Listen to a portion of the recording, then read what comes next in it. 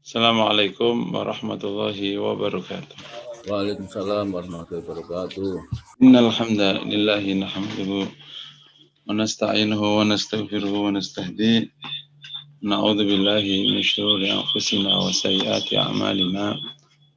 Asyhadu an la ilaha illallah wa anna Muhammadan 'abduhu wa rasuluh. Allahumma fashalli wa sallim wa barik ala nabiyyina Muhammad wa ala alihi wa sahbihi wa man tabi'ahum bi ihsanin ila yaumiddin, amma ba'd. Jamaah yang dirahmati Allah, mari kita mengucapkan syukur kepada Allah pagi hari ini kembali hadir mengikuti majelis Formula Hati. Semoga diterima Allah SWT. Sebelum materi, mari sejenak kita mentadabburi Al-Quran. Jadi di majelis Formula Hati nanti mohon diingatkan kalau sebelum materi kita tadabbur sejenak Al-Quran beberapa ayat. Baru kalau yang kemarin surat Luqman Ustadz 1-4. Oke. Berarti diteruskan aja lagi surat Luqman sampai berikutnya. A'udzubillahi minasyaitonirrajim. Bismillahirrahmanirrahim. Wa minan nasi may yashri, ini 5 ya. Wa minan nasi may yashri ulaika ala hudan min rabbihim wa ulaika humul muflihun. Wa minan nasi may yashri minan nasi man yashri lahwal hadits liyudilla an sabilillahi bighairi ilm wattakhidhaha huzwa ulaika lahum adzabun muhin. Idza tutla alaihi ayatuna walla mustakbiran ka'allam yasma'ha ka'anna fi udhunayhi waqra fashir bi'adzabin alim. Ulaika ala hudan min rabbihim wa ulaika humul muflihun. Mereka yang melaksanakan yang di atas itu iqamatus shalah, memberi zakat, yakin pada hari akhir, ulaika ala hudan min rabbihim, mereka itu berada pada petunjuk dari Rabb mereka. Yani artinya ibarat hidup ini perjalanan, orang yang melakukan ini dan itu berada dalam petunjuk penciptanya. Ya, ini sudah benar. Wa ulaika humul muflihun, dan mereka itu orang yang beruntung. Nah, Ibnu Abbas rahmatullahi alaihi wa radhiyallahu an memberikan tafsir tentang muflih itu apa? Muflih dari kata falah, yakni orang yang beruntung ya. Apa itu beruntung itu? Beruntung adalah orang yang terhindar dari hal yang ditakuti dan yang dikhawatirkan. Yani al-falah huwa as-salamatu mimma yuhzan wa mimma yukhaf. Selamat dari apa yang ditakuti dan apa yang dikhawatirkan. Jadi dengan bahasa lain, orang yang beruntung itu ya orang yang super bahagia. Yang bahasa paling gampang sebagaimana yang diajarkan Al-Quran tentang harapan orang mukmin. Minhum may yaqulu Rabbana atina fid dunya hasanah wa fil akhirati hasanah wa qina adzabannar. Nah, ini itu adalah capaian orang mukmin, hasanah fid dunya wal akhirah. Al-falah atau beruntung, definisinya demikian. Kalau dibuat komponennya itu ada 3 ya. Komponen falah itu 3. Yang pertama, dia dimudahkan oleh Allah berbuat baik. Makanya di sana ada iqamatus shalah, kasih zakat dan lain sebagainya sebagai simbol perbuatan baik. Karena dengan berbuat baik, insya Allah akhiratnya selamat. Berbuat baik itu apa? Yang paling gampang ya 77 cabang iman. Nah itu paling gampang supaya kita nggak kemana-mana. Yang kedua, dia diberikan oleh Allah kebahagiaan dalam hidup. Bahagia ini beda dengan sejahtera. Tapi hidupnya bahagia. Dikisahkan beberapa ulama itu hartanya sedikit. Bahkan cenderung disebut fakir. Seperti Imam Syafi'i, Sufyan Ats-Tsauri kalau nggak salah. Termasuk orang-orang yang tidak dikasih karunia harta banyak. Tapi mereka luar biasa. Tidak pernah mengeluh. Karena mereka bahagia. Bahkan dalam sebuah kisah, Imam Syafi'i itu di tengah ketiadaannya, itu sangat dermawan. Loh kok bisa disebut dermawan? Nggak punya uang, nggak punya harta. Begitu ada harta, langsung dikasihkan ke orang. Jadi, begitu ada harta, itu dikasihkan ke orang. Padahal dia sendiri tidak punya. Menunjukkan bahwa dia emang luar biasa. Yang ketiga, ciri atau komponen al-falah adalah diberikan keselamatan, kesejahteraan. Gitu. Jadi bahagia itu kualitatif, kalau ini kuantitatif. Yakni aman, sejahtera. Yakni apa? Karena kan kata Ibnu selamat dari yang ditakuti dan yang dikhawatirkan. Yang ditakuti pertama kali adab neraka, diadab di akhirat, diadab di kubur, termasuk kalau hidupnya sengsara di dunia. Miskin, terancam, sakit, tidak dihinakan orang, itu orang takut dan membuat sedih. Gitu. Nah, makanya para aulia Allah itu dihapuskan hal itu, la khaufun alaihim wala hum yahzanun. Demikian juga orang-orang kelak di surga. Jadi, yang diharapkan dari poin ketiga itu tercakup di doa. Tiga-tiganya ini tercakup di doa antara dua sujud. Rabbi firli warhamni. Nah, ighfirli itu untuk akhirat, tentu barokahnya di dunia. Warhamni wajburni warfa'ni warzukni wahdini wa'afini wa'fu anni. Nah, itu namanya hidup yang beruntung. Hidup beruntung berarti dia bisa berbuat baik, berarti semoga akhiratnya selamat, dia bahagia dan dia aman sejahtera. Di dalamnya termasuk ada kemuliaan. Jadi bagi orang mukmin itu bukan posisi, tapi yang penting terhormat. Karena yang membuat sedih itu dihinakan orang, bukan tidak menjadi apa-apa. Tidak menjadi apa-apa. Kalau terhormat, itu masih bisa jalan hidup itu.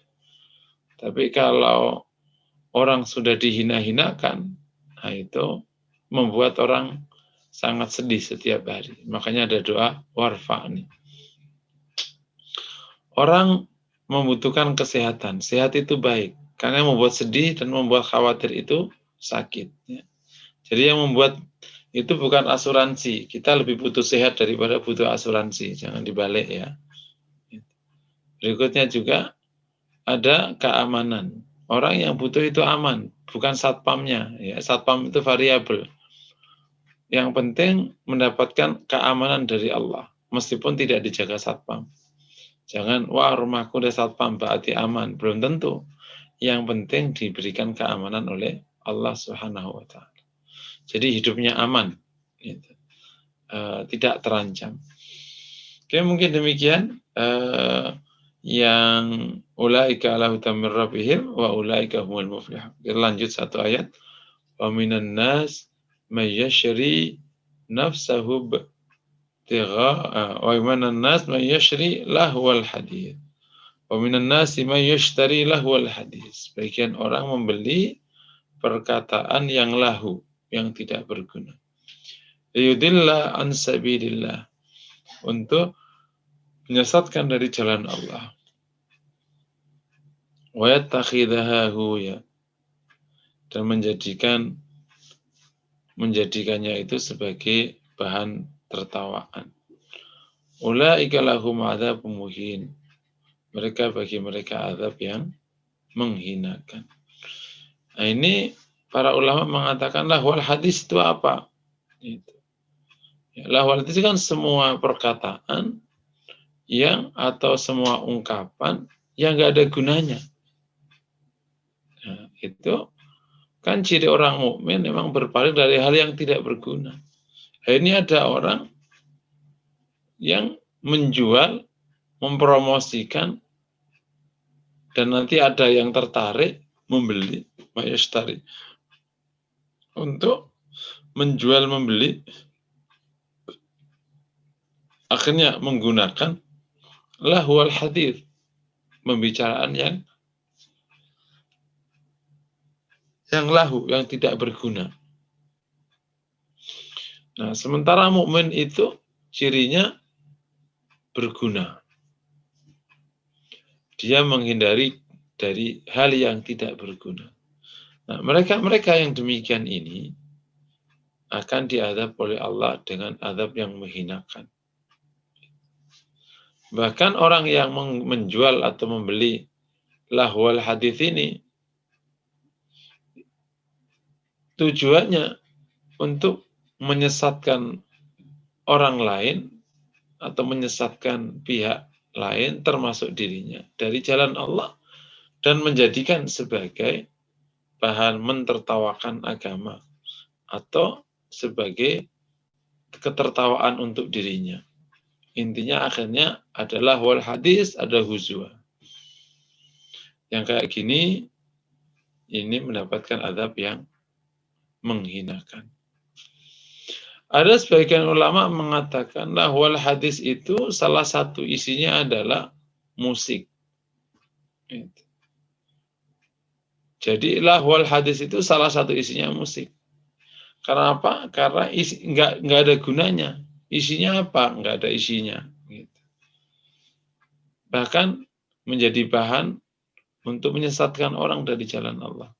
Disinilah akhirnya para ulama, terutama Imam Arba'ah ya, Abu Hanifah, Malik, Syafi'i, Ahmad, itu mengharamkan musik. Nah, sebagian kecil yang lain, terutama ulama belakangan 1-2 orang nih, itu tidak serta-merta mengharamkan musik. Tapi halal jika memenuhi syarat, dan haram jika tidak memenuhi syarat. Apa syaratnya kok bisa halal? Yang pertama, jika syairnya itu berisi perkara yang baik. Kalau isinya urusan kayak gitu-gitu, itu nggak boleh. Yang kedua, alat musiknya. Nah, ini alat musiknya masih khilaf di antara ulama. Bagi yang mengatakan boleh, ya menganggap bahwa alat musik, dalil tentang alat musik haram itu masih belum secara khusus ke alat musik. Masih tercover semuanya dari kata lahwal hadits. Jadi mereka menyebut alat musik mah terserah. Yang ketiga, dinyanyikan oleh laki-laki. Kalau ada perempuan menyanyi, maka hanya boleh dinyanyikan di depan perempuan. Yang keempat, cara melakukannya tidak ada keserupaan dengan orang kafir atau orang fasik. Dan tidak menyebabkan orang, nomor 5. Semua itu tetap harus memenuhi syarat yang kelima, tidak menyebabkan orang lupa akan kewajiban agama. Kalau sampai lupa kewajiban agama, hukumnya tetap menjadi haram. Kalau memenuhi syarat, nah bagi pandangan ya, jadi pandangan yang pertama itu musik haram, nggak pakai omongan. Mau syair bagus, nggak syair bagus, haram. Tapi kalau yang kedua ini halal dengan catatan. Nah, catatannya 5. Kalau 5-5-nya dipenuhi, bisa dibolehkan musik. Kalau tidak dipenuhi, ya tidak boleh. Pertanyaannya gimana kalau nasyid yang nggak pakai alat? Nah, kalau nasyid yang nggak pakai alat musik, hanya rebana saja, itu dari awal ulama membolehkan. Tentu dengan catatan kalimat nasyidnya itu syairnya ya baik. Paham ya? Tapi kalau syairnya juga ikut-ikut buruk meskipun pakai rebana ya tetap nggak boleh. Itu banyak kejadian di banyak anak-anak ikut marawis, lagunya itu lagu cinta-cintaan. Karena bahasa Arab aja kayak habaitak itu bukan lagu baik itu. Habibi Habibi itu bukan lagu baik itu sebenarnya, cuman itu lagu zaman dulu banget. Memang karena Arab dianggap itu Arab akhirnya dianggap Islami. Udah. Enggak kan, bukan Arab nggak selalu Islami. Ini memang karena pada nggak belajar bahasa Arab. Oke, kami ulangi lagi. Wa minan nas may yashtari lahwal hadits liyudilla an sabilillah bighairi ilm wa yattakhidhahu huzwa ulaika lahum adzabun muhin. Nah, mungkin sampai sini dulu sejenak bersama Al-Qur'an sampai surat Luqman ayat 6 ya. Kita akan lanjut ke materi. Saya akan buka screen-nya ya, nanti bisa diperhatikan di layar. Oke ya, bisa diperhatikan di layar. Kita akan bahas hadis Nabi Shallallahu Alaihi Wasallam. Ini ya, kemarin kan kita sampai di hadis ini ya. Bismillahirrahmanirrahim. An Anas radhiyallahu ta'ala an qala khadamtu, dilihat semua ya. An Anas radhiyallahu ta'ala an qala khadamtu an-nabiyya sallallahu alaihi wasallam 10 sinin wa ana ghulamun laisa kullu amrin kama yashtahi sahibi ay yakun. Fama qala li uffin lima fa'alta hadha aw alla fa'alta hadha. Dari Anas radhiyallahu ta'ala an, ia berkata, saya melayani Nabi Shallallahu Alaihi Wasallam 10 tahun, dan saya adalah anak kecil atau gulam, bocah. Laisa kullu amrin kama yashtahi sahibi ayyakun. Tidak semua perkara seperti yang diinginkan oleh sahabatku, yakni maksudnya itu Rasulullah. Tidak semua perkara itu seperti yang diinginkan oleh Rasulullah SAW. Fama qala li uffin. Ia tidak pernah berkata, uff, lima fa'alta. Kenapa tidak kau kerjakan ini? Lima fa'alta hadha. Kenapa tidak kau kerjakan ini? Allah fa'alta hadha. Kerjakan ini. Ustadz maaf, yang itu sudah dibahas deh Ustadz. Sudah? Terus Ustadz, yang mana? Kemarin sampai Aisyah mengatakan bahwa akhlak Nabi itu Al-Quran. Terus Ustadz mau bahas yang 6 ayat itu Ustadz. 6 hal yang di udah awal-awal. Sampai di situ ya? Ya, sudah sampai situ. Maaf ya Ustadz ya. Berarti terus ya disaksikan di layarnya ya. Bismillahirrahmanirrahim. An Yazid ibn Babnus ya. Dakhaltu ala Aisyah radhiyallahu ta'ala anha faqultu ya ummal mu'minin ma kana khuluqu Rasulillah sallallahu alaihi wasallam. Qalat kana khuluqu Rasulillah sallallahu alaihi wasallam al-Qur'an. Saya masuk ke tempat Aisyah radhiyallahu ta'ala anha. Faqultu ya ummal mu'minin, maka saya bertanya, ya ummal mu'minin, ya ummul mu'minin, ma kana khuluqu Rasulillah sallallahu alaihi wasallam. Apa akhlak Rasulullah sallallahu alaihi wasallam? Qalat kana khuluqu Rasulillah sallallahu alaihi wasallam al-Qur'an. Ia berkata adalah akhlak Rasulullah sallallahu alaihi wasallam itu Al-Qur'an. Thumma qalat ataqra'una suratal mu'minin, apa akan kamu baca surat al-mu'minin, surat mu'minin ya. Qulna na'am, kami menjawab na'am. Qalat ikra'hu, kata kata Aisyah, bacalah. Faqara'tu, maka saya baca qad aflahal mu'minun alladzina hum fi salatihim khashi'un hatta balagha walladzina hum ala salawatihim yuhafidun. Beruntung orang-orang yang beriman yang khusyuk dalam salatnya sampai saya baca ayat walladzina hum ala salawatihim yuhafidun, yang artinya dan orang-orang yang menjaga salat mereka. Faqalat, maka Aisyah berkata, hakadha kana khuluqu Rasulillah sallallahu alaihi wasallam. Demikianlah akhlak Rasulullah sallallahu alaihi wasallam ya. Sudah dipahami ya. Jadi Aisyah didatangi Yazid ibn Bamnus yang bertanya tentang akhlak Rasulullah, dan Aisyah menjawab akhlak Rasulullah itu Al-Qur'an.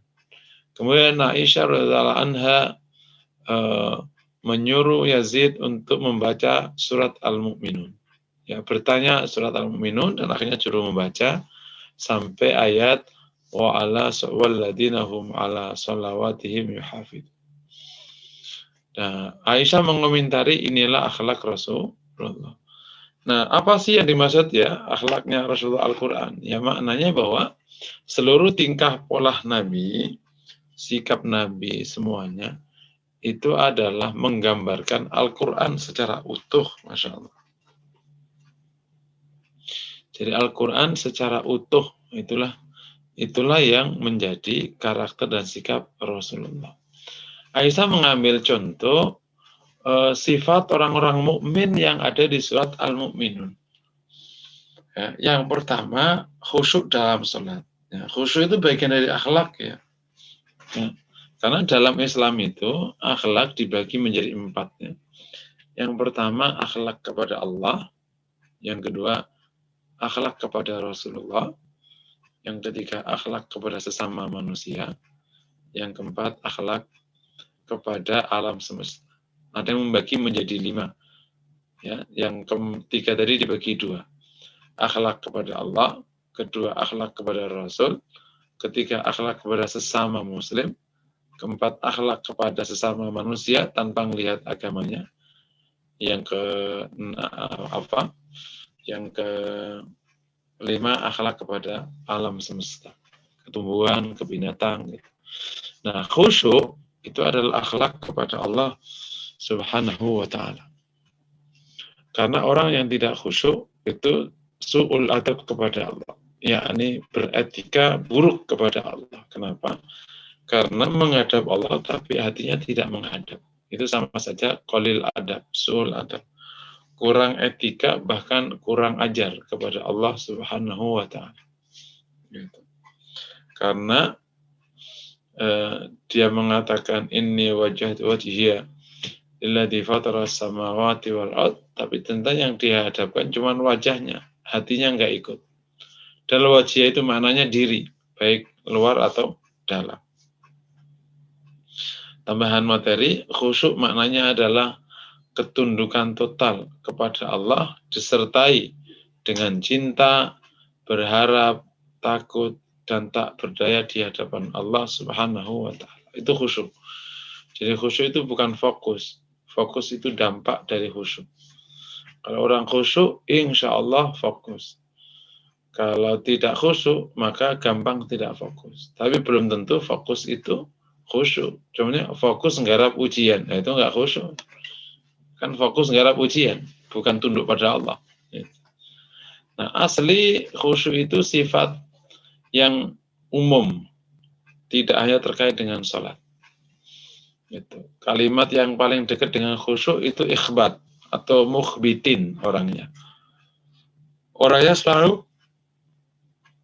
selalu tunduk kepada Allah Subhanahu wa ta'ala. Nah, kalau orang seperti ini sholat, maka disebut dengan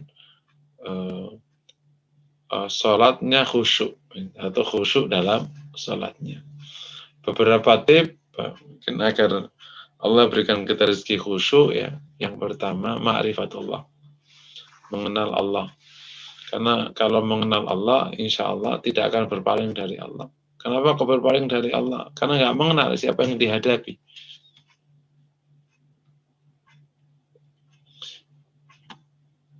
Yang berikutnya adalah memahami makna bacaan sholat. Karena otak ini kalau nggak diajak mikir perkara sholat, ya akan mikir yang lain. Dan akan membuat hati bisa kemana-mana. Awalnya otaknya, akhirnya hatinya kemana-mana. Akhirnya nggak tunduk pada Allah, tapi malah berpaling dari Allah. Karena otak itu anggota tubuh yang selalu bekerja, meskipun nggak disuruh. Pokoknya asal melek, otak pasti mikir. Orang bengong itu bukan nggak mikir, tapi mikir yang lain. Gitu. Jadi orang bengong itu bukan nggak mikir, tapi mikir yang lain. Mikir di luar tema yang sedang dibicarakan. Atau mikir di luar konteks. Yang ketiga,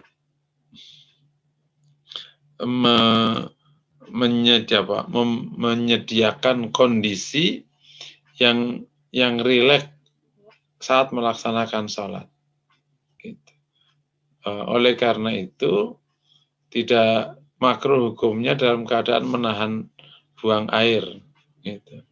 Terus sedang lapar sekali, bahkan waktu panas sekali, itu sunahnya diademkan dulu. Jadi kondisi yang cukup rileks. Gitu. Jadi menyediakan kondisi yang cukup rileks. Jaga kayak ngos-ngosan, makanya nggak boleh kan,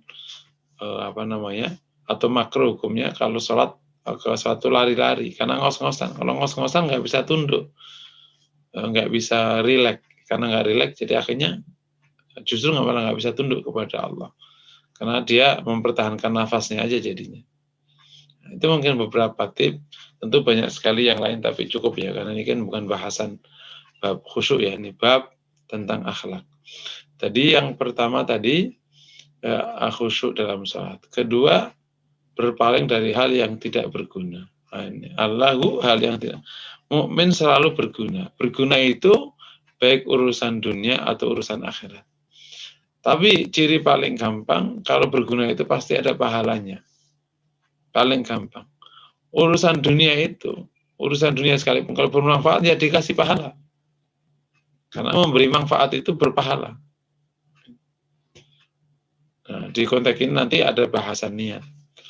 Ala kulli hal, berpaling dari hal yang tidak berguna. Baik tidak berguna pada urusan akhiratnya, atau nggak berguna pada urusan dunianya. Orang selalu berguna, baik untuk akhiratnya, untuk lebih berguna lagi kalau apa saja itu menjadi pahala di akhirat. Itu paling berguna. Urusan dunianya ini contohnya jalan-jalan, ngebersihin kot, nyiram tanaman. Ini urusan dunia. Nah, bagi orang mukmin ini harus berguna, jangan sampai berhenti cuma berguna di dunia, harus berguna di akhirat, yakni harus ada pahalanya. Caranya diniatkan saja yang baik, insya Allah berpahala. Berikutnya ada tadi akhlak Rasulullah SAW yang lain adalah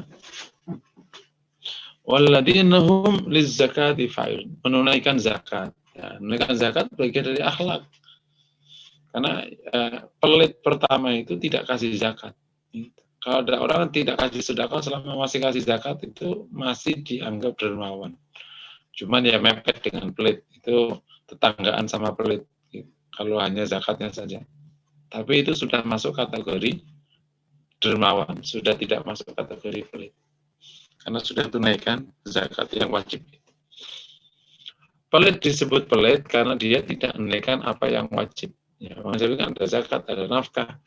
Kalau tidak memberikan apa yang belum wajib, itu belum kategori. Ya, meskipun tetap tadi sudah mepet sekali. Jadi Nabi orang yang menunaikan zakat. Berikutnya, walladzina hum li amanatihim wa ahdihim ra'un, menjaga amanah, menjaga janji. Masya Allah ya. Ini kisah yang cukup inspiratif datang dari Rasulullah ketika hijrah, itu menyuruh Ali bin Abi Thalib untuk menaikkan amanah-amanah. Gitu. Sampai di pagi hari itu ketika Ali malamnya tidur di tempat Rasulullah dan ketika membuka pintu ternyata anak-anak pemuda sudah menyergap rumah Rasul. Mereka bertanya, ya Ali, kemana Muhammad? Keluar. Keluar kemana? Ya nggak tahu. Kemudian anak muda itu langsung nyari Rasulullah. Dan Ali bin Abi Thalib akhirnya datang ke bukit dan mengumumkan kepada Quraisy, ya masyarakat Quraisy, jika ada di antara kalian yang punya amanah titipan di tempat Rasulullah, maka ambillah kepadaku sekarang. Saya tunggui 3 hari.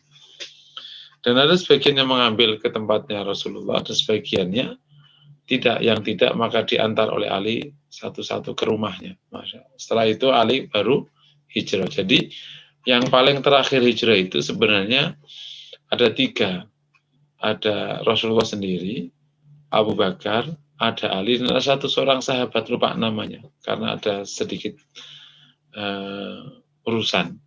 Nah, Ali hijrahnya setelah Rasulullah, tetapi datangnya nggak jauh dari Rasulullah, karena Rasulullah mampir dulu di Gua Hira, di Gua Thur, kemudian baru jalan ya.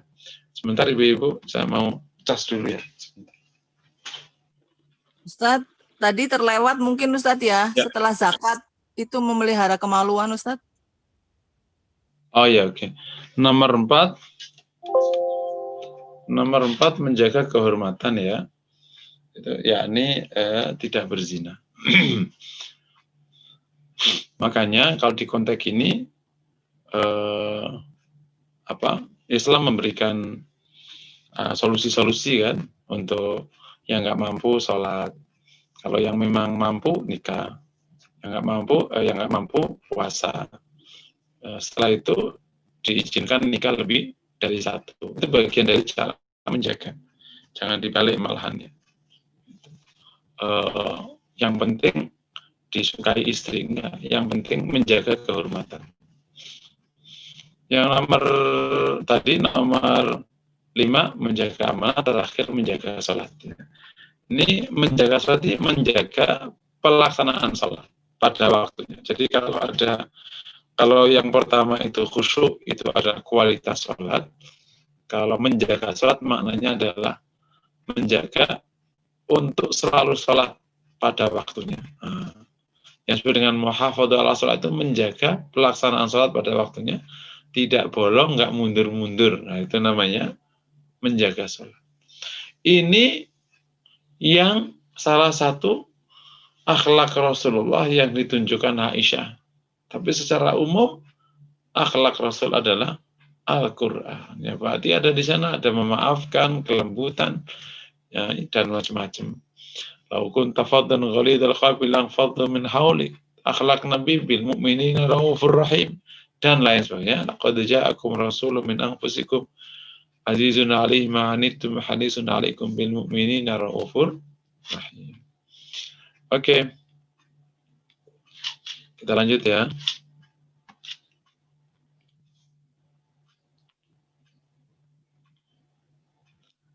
An Muhammad ibn Sa'id an abihi. Ista'dana an Abdul Humaid bin Abdurrahman ibn Yazid ibn Khattab. An Muhammad ibn Sa'id an abi. Dari Muhammad ibn Sa'id an abi, dari bapaknya Sa'ad bin Sa'ad ya, an nabi dari bapaknya, bisa jadi Sa'ad ibn Abi Waqqas. Qala ista'dana Umar ibn Khattab radhiyallahu ta'ala ala Nabi sallallahu alaihi wasallam wa indahu nisa'u min Quraisy yas'alnahu wa yastaktharnahu 'aliyatan aswatuhunna ala sauti. Umar bin Khattab radhiyallahu ta'ala anhu minta izin kepada Nabi sallallahu alaihi wasallam, yang izin masuk ke tempat Nabi. Wa indahu nisa'u min Quraisy, dan di tempat Nabi ada wanita-wanita dari Quraisy. Yas'alnahu, bertanya kepada Rasulullah, wa yastaktharnahu, dan banyak bertanya ke Rasulullah. aliyatan aswatuhun, tinggi suaranya, ala sauti, bahkan lebih tinggi suaranya daripada suara Rasul sallallahu alaihi wasallam. Walamma sta'adana Umar tabadarna al-hijab. Maka begitu Umar minta izin, mereka langsung bersegera menutup hijab. Nah, ini nanti dibahas. Hijab apa? Nanti dibahas.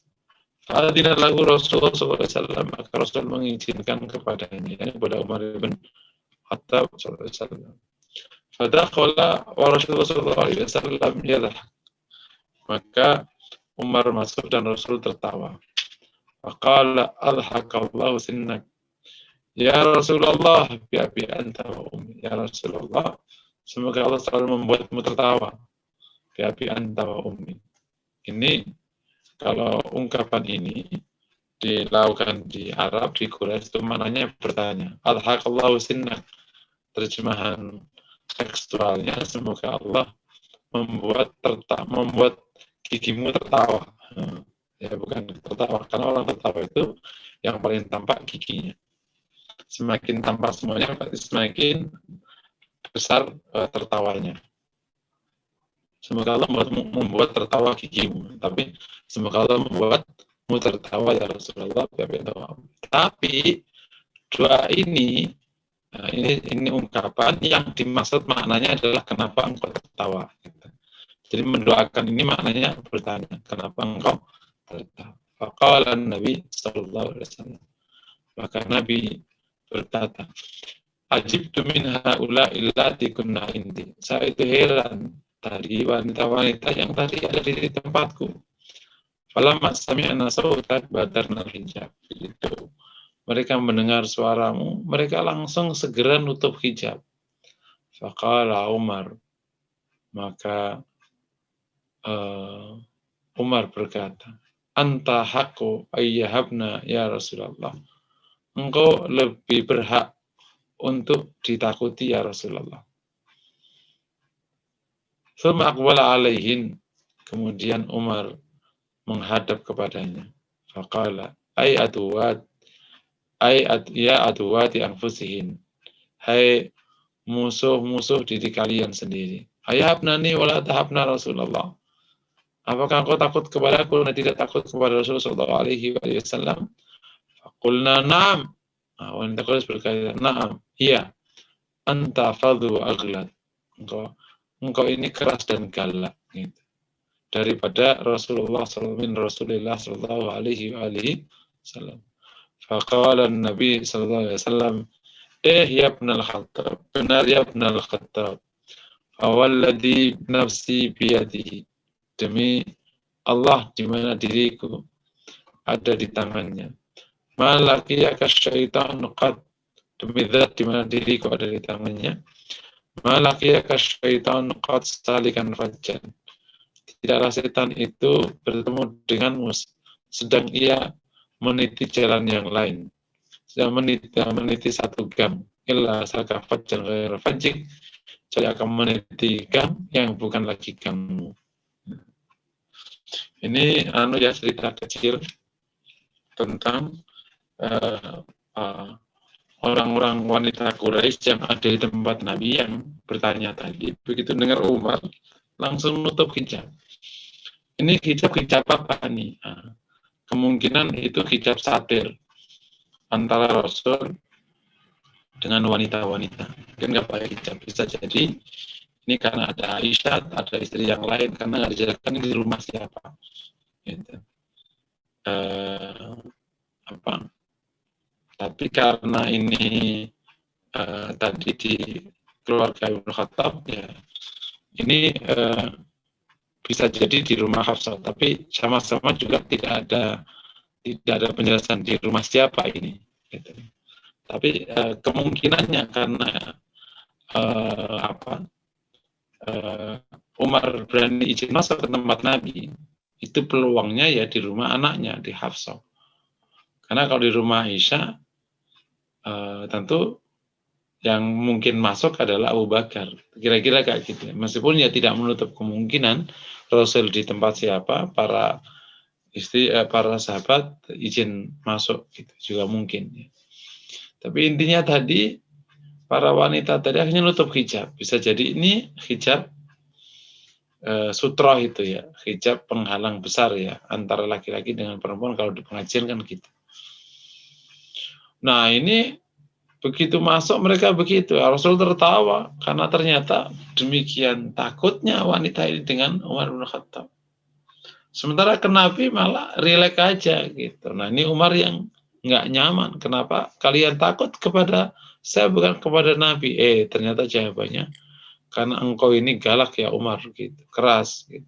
Nah mereka pada takut. Sementara Nabi tidak galak, jadi mereka leluasa untuk bisa bertanya. Nah di konteks ini kalau dalam bahasa ini kan Umar tersudut, tersudut. Dibela sama Nabi. Ya Ibnul Khattab, demi zat di mana di saya ada di tangannya. Setan aja kalau sudah berada di gang, itu akan ganti gang kalau kau masuk ke situ. Masya Allah. Jadi saking takutnya setan pada Umar bin Khattab radhiyallahu taala. Pelajaran pertama dan masih banyak pelajarannya. Saya cukupkan di pertama, sisanya silakan ada pertanyaan karena sudah jam jam 6.4 jam 6.04 ya, masih ada sekitar 12-an menit. Bahwa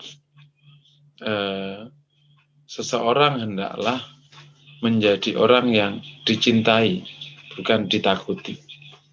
Dan Rasulullah SAW itu memang dicintai sahabatnya. Ya, dalam arti cinta benar ya, bukan cinta syahwat. Sehingga dari mahabbah ini, para sahabat termasuk wanita-wanita Quraisy itu berani bertanya ke Rasulullah.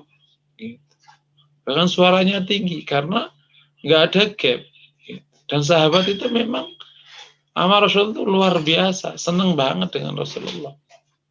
Gitu. Jadi makanya rela mereka apa aja demi Rasulullah karena Rasul sangat dicintai. Gitu. Mahbubun intas sahabah, sangat dicintai di mata sahabat. Karena juga ini bagian dari iman kan. La yu'minu ahadukum hatta akuna habba ilaihi min walidihi wa waladihi wa nasi ajmain. Tidak beriman kalian sampai saya mencintai daripada ayahnya, anaknya, dan semua orang. Nah, mahabbah ini membuat orang leluasa bertanya. Dan itu baik. Karena kalau orang segan, apalagi takut, nanti nggak berani bertanya. Akhirnya banyak masalah yang tidak jelas nanti. Padahal orang mukmin harus bisa paham agamanya. Nah, di konteks inilah menjadi orang yang dicintai menjadi sangat penting. Kata dan dorongan mahabbah ini bisa jauh lebih kuat daripada dorongan rasa takut dalam rangka menggerakkan orang. Mahabbah itu energi yang sangat kuat, makanya jangan main-main dengan bab ini. Nah, di konteks inilah maka mukmin itu hendaklah mahabbahnya kepada Allah, kepada Rasulullah, dan berikutnya. Mahabbah kepada pasangan, kepada jatuh setelah Allah dan Rasulnya. Selama Allah izinkan, ya jalan saja. Karena mahabbah ke manusia itu hilang dan pergi. Ya bisa sekarang suka, besok nggak suka. Makanya yang penting kita menjaga mahabbah Allah kepada kita. Karena kita ingin selalu bisa mahabbah kepada Allah Subhanahu wa ta'ala. Semoga kita bisa mahabbah kepada Allah dan Allah akhirnya bisa mencintai kita. Masya Allah, itu luar biasa. Kemudian mahabbah ke Rasulullah. Nah, karena Rasul itu sangat dicintai, maka demikian. Sahabat-sahabat itu nggak ada khawatir tanya ke Rasulullah. Apa saja tanya ke Rasulullah, karena emang senang sama Rasulullah. Nah, itu dahsyat. Maka dalam sebuah riwayat Rasulullah SAW bersabda yang artinya misalnya khairu ru'asaikum man tuhibbunahu wa yuhibbunakum au kama qala. Riwayat ya sahih tidaknya harus dijelaskan nanti. Sebaik-baik pemimpin kalian adalah orang yang kalian cintai dan mereka mencintai kalian. Nah, itu bagus sekali. Dan Nabi berikan contoh di salah satu angle cerita ini menunjukkan betapa Nabi itu dekat dengan para sahabat. Masih banyak pelajaran, nanti kita akan teruskan di pertemuan berikutnya. Silakan kalau ada pertanyaan. Assalamualaikum warahmatullahi wabarakatuh. Waalaikumsalam warahmatullahi wabarakatuh. Barangkali kalau ada yang menanyakan, silakan bisa raise hand atau tulis di chat. Tapi yang di chat belum ada, Ustadz. Kalau gitu saya yang nanya ya, Ustadz ya. Oh gitu, Fadal Bu. Ya, jadi tadi Ustadz sebutkan butuh sehat tapi bukan asuransi, butuh aman tapi bukan satpam. Sekarang begini Ustadz, kalau ada kasus ya, kebetulan seseorang ini tidak menikah, katakanlah gitu Ustadz. Terus dia kan semakin tua semakin mengkhawatirkan juga, dalam arti nanti kalau saya sakit gimana gitu kan ya. Jadi dia jaga-jaganya itu dengan katakanlah menyisihkan sebagian dari uangnya dia untuk kalau saya sakit nanti tua gitu, atau nggak ada yang ngurus atau bagaimana gitu Ustaz. Nah itu sebenarnya gimana Ustaz? Antara kita mau membelanjakan di jalan Allah dengan tadi kekhawatiran tadi. Apakah maksudnya di tengah-tengah atau bagaimana tuh sikapnya yang baik Ustaz? Iya. Ini ungkapan saya mohon dipahami. Kenapa saya katakan tadi, kita itu kan yang penting sehatnya, kan bukan asuransinya. Asuransi itu kan alat ya, bukan tujuan. Jangan sampai yang alat kita jadiin tujuan. Wah, udah tenang nih, kita punya asuransi. Asuransi itu kan alat membayar. Justru yang penting itu sehatnya. Jadi jangan sampai kita gede-gedein asuransi, tapi hidupnya nggak sehat, makan sembarangan, ini sembarangan, akhirnya nggak sehat. Gitu. Jadi ya, bukan berarti asuransi nggak boleh, bukan ya, jangan salah paham. Silakan asuransi, saya juga punya asuransi. Cuman kita fokus sehat, bukan berarti kalau punya asuransi ngawur, toh nanti ada asuransi aja gitu. Nanti bisa biar masuk rumah sakit. Orang sakit itu nggak enak, meskipun diasuransikan.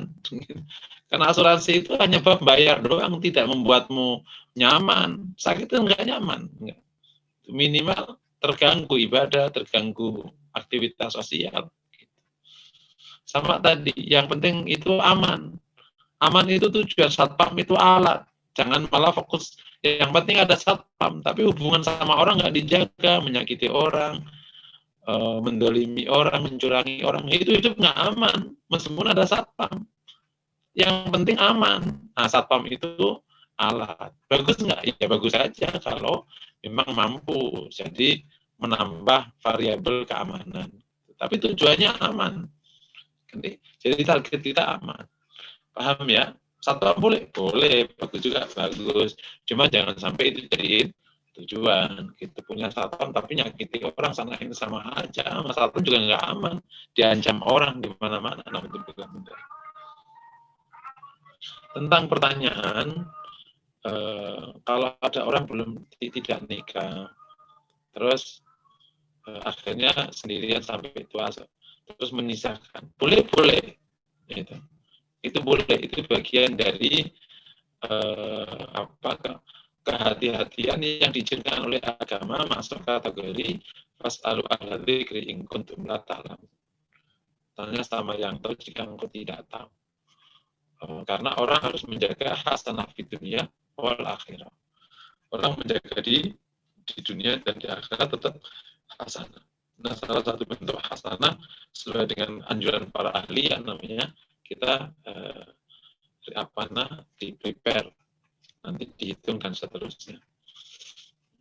Di konteks ini tentu semoga kalau ada kasus terjadi, semoga segera ada yang belum menikah tadi, semoga segera dapat jodoh ya, karena nikah kan bukan hanya urusan hari tua, tapi urusan kebahagiaan, kebaikan yang tak terkira dalam pernikahan dan lain sebagainya.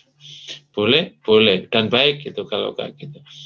Termasuk di dalamnya saya anjurkan kalau misalnya ada wanita yang akhirnya tidak memiliki suami dan akhirnya tidak ada anak, itu ngambil anak.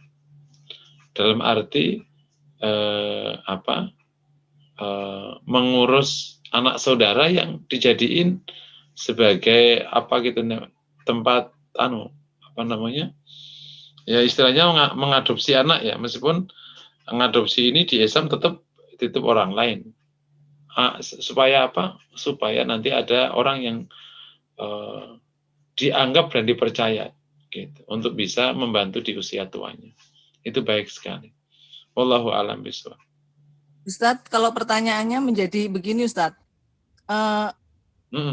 dia menyisakannya seberapa? dibanding dengan uang. Katakanlah kan kalau udah meninggal kan barangkali dia nggak, ya ada ahli waris sih tapi ya Ustadz. Itu bagaimana Ustadz? Karena misalkan ada uang segini gitu, saya pakai untuk apa ya? Masih dipikir, kan itu setan juga masuk ya Ustadz ya di situ. Nanti kamu tua, nanti kamu sakit gitu Ustadz. Nah itu bagaimana sikap kitanya baik? Belum, ya disisakan sesuai dengan aturan normal. Aturan normal itu gini, misalnya gini, ada X harta, dia sekarang masih kerja, ya berarti kan ditabung. Kemudian dia bisa aja membuat planning pensiun personal ya. Nanti setelah nggak kerja ada pensiunannya yang cukup. Jumlah pensiunnya butuh seberapa. Nah, itulah kemudian dia nabung. Itu. Untuk hari tuanya ketika dia misalnya nanti sudah tidak bisa bekerja sementara nggak ada keluarga yang bisa bantu. Sampai dihitung. Nah, sisanya itu dijadiin sedekah. Wah Ustadz nggak nyisa, berarti ada yang salah. Ya berarti harus tetap diambil untuk sedekah, untuk infak. Tentu zakat pertama kali yang ditunaikan ya. Kalau zakat nggak ada kaitannya dengan tadi penyisahan tadi. Berarti zakat dulu dikeluarkan, baru kemudian dihitung. Ya sesuai dengan standar normal, jangan berlebihan. Berapa sih orang itu, seorang diri hidup di Jakarta atau di mana? Oh berapa juta? Udah sekian, kita punya planning asuran pensiunannya sekian juta per bulan. Berapa juta? Oh cukup sekian, insya Allah. Gitu. Selebihnya nanti disedekahkan. Kalau bisa ulangi, tapi ternyata Ustadz nggak cukup, sekarang aja juga nggak cukup, ya itu ya tetap sedekah dalam keadaan apapun. Nah, nggak perlu cukup, karena cukup nggak cukup akhirnya menjadi nggak cukup sedekah. Nah, di konteks ini jangan pula lupa tentang memohon kepada Allah doa selamat dari haram. Haram itu tua renta yang nggak bisa ngapa-ngapain. Karena kan secara dohir rentan karena nggak ada anak, nggak ada keluarga misalnya. Nah itu rentan nanti nggak keurus. Kalau haram masih ada yang ngurus kan masih mending. Jadi mohon kepada Allah khusus supaya selamat dari haram. Haram itu tua renta yang nggak bisa ngapa-ngapain. Naudzubillah min dzalik. Fadal, Bu. Ya Ustadz, ada pertanyaan Ustadz, waktunya masih ada Ustadz. Ini ada Fadal, banyak. Bu. Ya, saya silakan Pak Endro, silakan monggo. Pak. Assalamualaikum warahmatullahi wabarakatuh. Waalaikumsalam warahmatullahi wabarakatuh. Ya Ustaz. Fadal Bu, Pak. Ustaz, saya mau sedikit lebih detail lagi tadi tentang penjelasan Ustadz ya mengenai perbuatan baik atau perbuatan yang berguna itu pasti ada pahalanya. Tapi pahala itu kan bisa dunia dan akhirat. Kalau kita sebagai orang muslim kan selalu mengharapkan pahala itu yang di ujung pasti pahala akhirat ya. Apakah selalu perbuatan baik itu harus maksudnya itu diniati dengan ini karena Allah supaya mendapatkan pahala akhirat. Karena kadang-kadang karena kita sudah refleks dalam berbuat baik, kadang-kadang kita lupa itu diniati karena ya Allah ini karena mengikutimu atau karena apa. Itu bagaimana Ustaz ya? Karena kadang-kadang atau karena tidak terbiasa kita mengikutkan hati sehingga kadang-kadang kan perbuatan yang berguna baik dan sesuai dengan Islam kadang-kadang kita tidak sengaja diniati karena itu Ustaz. Apakah itu otomatis pahalanya juga hilang untuk pahala akhirat ya? Terima kasih. Assalamualaikum warahmatullahi wabarakatuh. Salam. Tentu berpahala tidaknya kan yang tahu case perbuatan tadi itu berpahala tidak kan hanya Allah yang tahu ya. Case bahwa perbuatan itu akhirnya ada pahalanya atau tidak. Tetapi dalam aturan yang diajarkan kepada kita, sehingga para ulama itu membagi perbuatan menjadi berpahala itu kan ada 3 perbuatan kan ya, ada ibadah dan ada muamalah. Kalau ibadah itu contoh, ini kaitannya dengan pahala. Pembagian itu adalah ibadah dan muamalah atau ibadah dan mubahat. Gitu. Kalau orang beribadah itu pasti kan harus diniatkan. Insya Allah berpahala kalau dia syah. Demikian kalau orang bermuamalat dengan cara benar, itu insya Allah pahala. Yang jadi perkara yang ibadah mubahat. Mubahat itu yang kayak tadi itu. Mubahat tadi. Nyiram tanaman, ngerapiin apa gitu. Ini para ulama mengatakan harus diniatkan. Kalau tidak ya berhenti sampai di situ aja. Ya ini apa? Ya berhenti sampai kebaikan dunia saja. Cuman harus kita akui, pandangan ini juga memiliki yang mewajibkan masalah niat ya. Mewajibkan masalah niat ini itu juga berhadapan dengan hadis Nabi yang menarik tentang tindakan orang yang baik. Ini yang kemudian juga digunakan oleh beberapa ulama tasawuf bahwa mubah itu berpahala gitu. Ini pandangan lain ya sebenarnya. Itu mubah lain yang justru sekarang lagi digaungkan Gus Baha itu. Itu tentang pandangan tentang orang yang tidak maksiat itu artinya berpahala. Ini kan berawal dari hadis Nabi. Ketika Nabi menceritakan wa fi bud'i ahadikum shadaqah. Pada kemaluanmu itu, pada anggota badanmu itu ada sedekahnya. Para sahabat bertanya, "Ya Rasulullah, anati syahwatana walana ajr?" Gitu. Apakah kita mendatangi syahwat kita dan kita dapat pahala? Gitu. Apa kata Nabi? Gitu. Ara'aita in wada'tahu fi haram alaika wizr. Apa pendapatmu jika kau letakkan syahwatmu itu di tempat yang haram, kau dapat dosa? Bala ya Rasul. Ya betul. Nah, artinya kalau kau meletakkan syahwatmu di tempat yang halal, ya itu sudah menjadi berpahala dan di situ nggak ada bahasan niat. Nah, di konteks ini saya termasuk yang akhirnya cenderung, karena kan bahasa niat itu dominan sekali di mazhab Syafi'i ya. Tapi ini pandangan yang akhirnya lebih cenderung semua perkara yang tidak ada unsur maksiatnya berarti itu unsur ketaatan. Nah, kalau dia mengandung unsur ketaatan, ya berarti dia berpahala.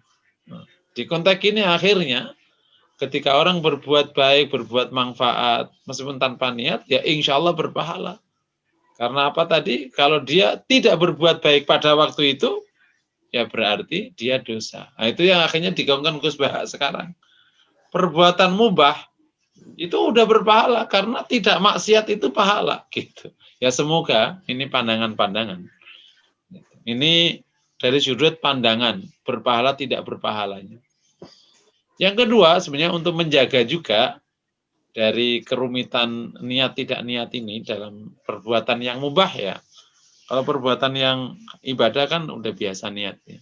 Yang mubahat kayak nyiram kembang, kayak gandeng cucu pagi hari, mubahat. Itu dari awal sekarang naikkan kelas niat kita dari ikhlas dalam beramal menjadi ikhlas dalam hidup. Jadi hidup kita ikhlaskan kepada Allah. Udah ya Allah, sudah jadi kita nggak usah ada kepentingan untuk diri kita. Ya Allah hidupku 24 jamnya ini untukmu. Nah gitu. Sebenarnya itu kita ingin sampai ke posisi itu. Nah, saya nyebutnya pertama al-ikhlasu fil amal. Ikhlas dalam beramal wajib. Tapi naik kelas. Al-ikhlasu fil haya. Ikhlas dalam hidup. Gitu. Jadi hidup kita ini udah kita ikhlaskan kepada Allah. Memang tujuannya untuk Allah. Mau ngapain? Aku persembahkan hidupku ini ya Allah untukmu. Itu namanya ikhlas dalam hidup. Semoga kalau udah kayak gitu, apa saja menjadi berpahala. Wallahu a'lam bishawab. Jadi kelasnya gelondongan Ustaz ya? Kelasnya gelondongan. Kan niatnya ini kan ada orang yang mengatakan yang lebay-lebay itu yang bucin ya budak cinta itu. Sayang, hidupku untukmu. Pret kan gitu mestinya. Paham ya? Iya. Jadi kelasnya harus hidupku untukmu ya Allah. Ya, ini. Kalau sudah mengikhlaskan hidup, semoga apa saja yang datang dalam hidup kita ini sudah untuk Allah SWT. Jadi akhirnya memang kita super taat. Wallahu a'lam bishawab. Nah, Ustaz, syukran jazakallah khair. Baik. Ustaz, sedikit menambahkan ya Ustaz, saya pernah dengar juga begini Ustaz, yang pekerjaan tadi itu dengan diawali bismillah otomatis jadi ibadah gitu. Bagaimana Ustadz terhadap pandangan itu, Ustadz? Gimana Bu? Mohon maaf. Jadi sebelum mulai pekerjaan katakanlah nyiram tanaman kayak segala macam itu dengan bismillah diawalinya. Sehingga itu semua nanti akan bernilai ibadah. Apakah betul begitu atau bagaimana? Ini pandangannya seperti ini, Ustadz. Itu dan sebenarnya pandangan itu kaitannya dengan menghadirkan niat sebenarnya. Insya Allah kalau udah ngomong bismillah, itu kan artinya sudah dikeallahkan. Gitu. Paham ya? Bukan bismillahnya yang membuat pahala, bukan. Tapi niat, insya Allah kalau sudah pakai bismillah, artinya hamba itu kan sudah meniatkan. Gitu, kira-kira gitu. Makanya kalau ada bismillah, insya Allah berpahala lah gitu. Ya kaitannya dengan tadi kemungkinan kalau bismillah niatnya menjadi hadir. Tapi sebenarnya kalau untuk masyarakat umum tadi pandangan yang kedua kayaknya lebih ringan dan lebih baik ya. Karena kan hadisnya juga kuat. Kalau orang meletakkan syahwatnya di tempat yang halal berpahala, berarti karena kalau meletakkan di tempat yang haram itu dosa. Ini yang punya pandangan tindakan selain maksiat gitu. Apa saja yang tidak maksiat, mau itu namanya wajib, mau sunnah, mau mubah, itu berpahala. Gitu kira-kira gitu. Karena kalau detik itu dia melaksanakan mubah, sebenarnya kan dia sedang tidak maksiat kan, cuman tidak sampai sunnah gitu.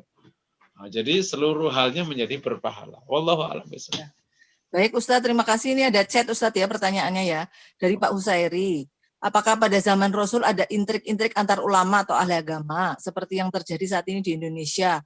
Ulama X menjelek-jelekan ulama Z, ulama yang pendiam juga dibully, dinyinyirin dan sebagainya. Bagaimana pendapat Ustadz? Zaman itu zaman paling mulia dan ada Rasulullah. Tidak ada itu terjadi.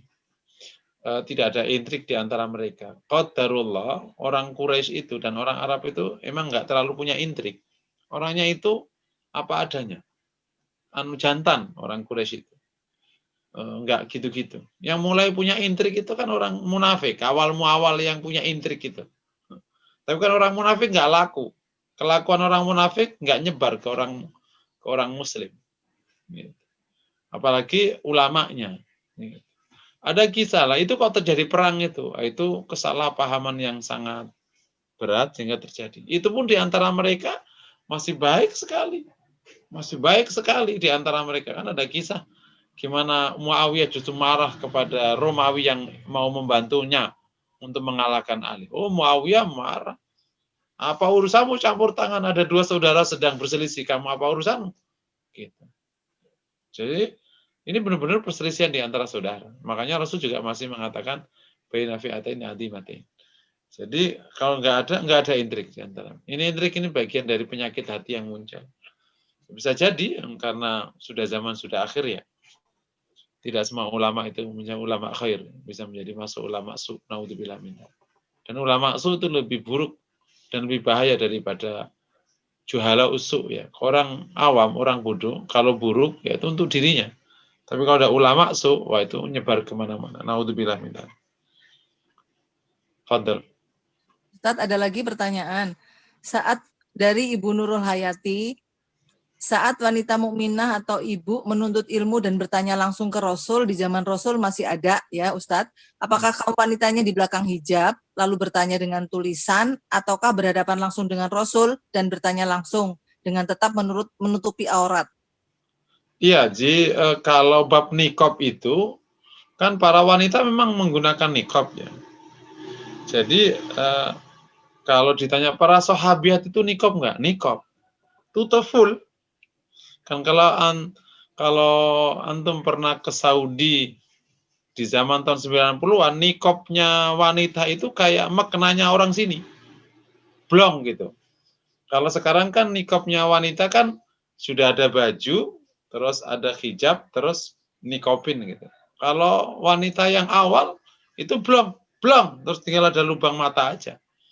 Gitu. Kayak makna zaman dulu gitu. Ini benar-benar hilang potongan, hilang apa semua gitu. Dan memang hitam karena Aisyah menceritakan tentang pakaiannya waktu sholat subuh ya hitam-hitam gitu. Jadi hitam ini memang sudah menjadi tradisi pakaian wanitanya sana. Nah, dia bertanya dalam nikopnya itu. Nah, kejadian yang ada di tempat ini bisa jadi hijabnya dibuka, tapi ya tetap nikop. Gitu. Apa namanya? Kalau ditanya, mereka bertanya gimana? Mereka bertanya bisa, kalau di konteks sekarang bertanyanya langsung. Boleh nggak tulis? Kami belum dapat riwayat kalau para sahabat nulis kemudian seperti kita dikasihkan terusnya ke Rasulullah itu belum pernah dapat.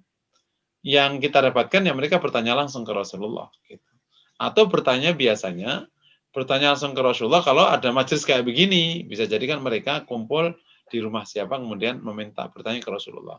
Atau terkadang nanya ke salah satu istrinya, kemudian nanti istrinya tanya. Biasanya dia masuk di luar, kemudian tanyakan ke Rasulullah, kemudian dia nunggu di luar. Mungkin kalau antum tahu kan rumah Rasul itu kan ada gang depannya itu ya. Tapi udah masuk ke rumah, itu baru nanti masuk kamar-kamar. Bisa jadi dia nanya ke kayak misalnya yang terjadi di Zainab ibn Jahsh itu. Tanya ke Aisyah suruh nanyakan ke Rasulullah, tidak langsung tanya ke Rasulullah. Kira-kira metode pertanyaannya. Allah alam bisawab.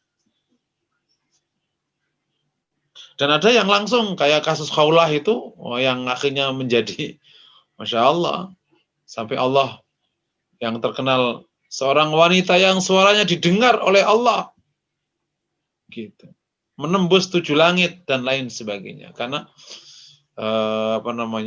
Wallahu yasma'u tahawurakuma. Gitu. Karena Khawlah ini kan berdialog dengan Rasul, gitu. Karena Khawlah tanya ke Rasulullah, kemudian tentang suaminya yang mendiharnya. Ini belum ada ayat dihar ya, mendiharnya setelah tua. Itu Khawlah itu sedih sekali, gitu. Setelah perut kami sudah melebar, badan kami sudah membesar macam-macam, suami saya mendihar, gitu.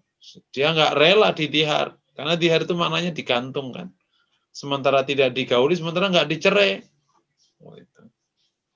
Nah, oleh Rasulullah, akhirnya turun ayat. Jadi dialog Khawlah dengan Rasulullah itu didengar oleh Allah. Jadi ini ada dialog langsung dengan Rasulullah SAW, bahkan bukan sekedar nanya dia, tapi ada dialog. Ini juga salah satu bentuk sahabat bertanya. Wallahu a'lam. Sahabiat bertanya. Wallahu a'lam. Ya Ustadz, di chat nggak ada, raise hand juga nggak ada. Saya rasa cukup Ustadz ya. Oke, mari kita akhiri. Ya. Silakan Ustadz ditutup. Mari kita akhiri jamaah semua dengan bermohon kepada Allah. Bismillahirrahmanirrahim. Alhamdulillahirrahmanirrahim. Alhamdulillah wassalamu ala Muhammad. Alamin innaka Hamidum Majid. Allahumma ighfir lana wa tub alaina. Wa ahsin khuluqana kama ahsanta khalqana. Ahsin khuluqana kama ahsanta khalqana. Allahumma ati nufusana taqwaha wa zakki anta khairun man zakkaha. Ya Rahmanu ya Rahim irhamna irhamna warzuqna wa Rabbana atina fid dunya hasanah fil akhirati hasanah wa qina adzabannar. Wassallallahu wasallam ala Muhammad wa ala alihi wasallam walhamdulillahi rabbil alamin. Assalamualaikum warahmatullahi wabarakatuh. Waalaikumsalam.